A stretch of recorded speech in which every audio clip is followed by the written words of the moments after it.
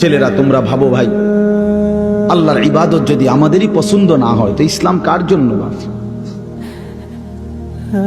কার জন্য ভাই বলো ভাই? তাহলে নামাজ কার জন্য? নবী কার জন্য কাঁদলেন?